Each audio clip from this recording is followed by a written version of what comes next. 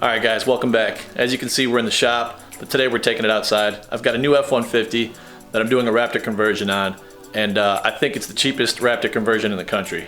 Picked it up for a really good deal off Copart, and I'm going to document the build. This is stage one. This is getting the truck into decent shape, and then the next two builds will be the suspension and the fiberglass bodywork. So let's check it out. So before I take you out to see this thing, you got to see how it arrived at my door in March. I picked it up just before COVID hit in March off Copart for $8,800, and this is how it was delivered. As anyone who's ever purchased a car from an auction house, day of delivery is full of surprises, good and bad. So it seemed like the previous owner had driven into a ditch or went off-roading. There was some front mud and damage on the front wheel, nothing too crazy. Outside of that, the body was incredibly straight, really good shape for a base on this conversion. The tailgate had taken some damage, the rear bumper was damaged, but I planned on changing all those out anyway. That wasn't a problem for me. I was really happy how that turned out. The truck also came with a panoramic sunroof and tonneau cover. So here I am swapping out the spare tires so I can get the thing rolling.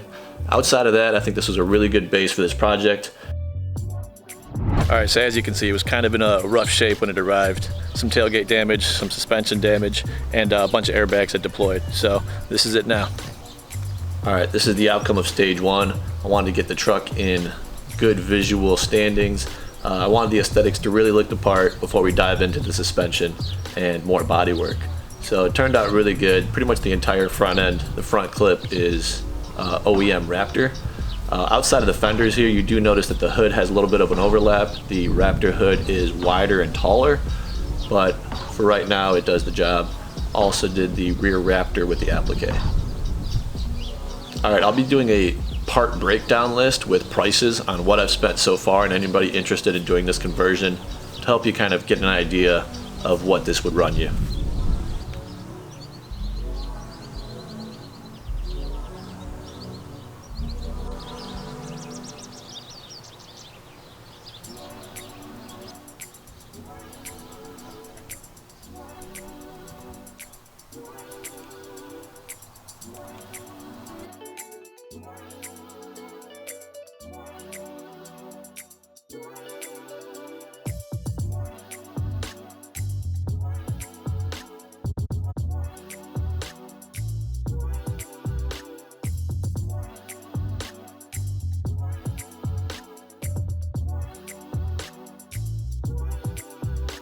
So I know I'm going to get flamed in the comments for not having Raptor suspension on the truck, but having all the Raptor badging.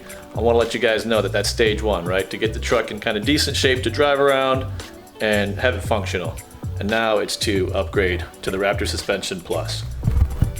So here's my stage two. It's pretty much just a 2019 takeoff Raptor suspension that I purchased from a local guy. Pretty much everything's taken off the truck with less than 500 miles on it. Got the upper lower control arms, tie rods, axles are coming in, obviously all the shocks and struts.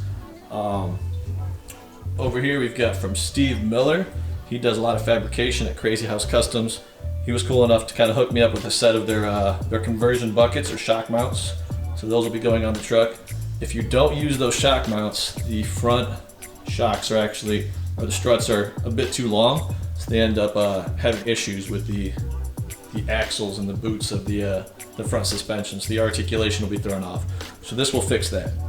That's stage two. After suspension goes on, we have fiberglass. So we reached out to Advanced Fiberglass Concepts over in California. John was cool enough to help me out setting all that up. So we're gonna get front and rear fiberglass for the truck. I believe it's 2 plus wide over stock Raptor. So it should be 5 inches wider than the factory F-150.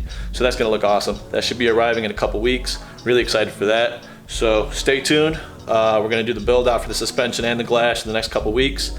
And thanks for watching.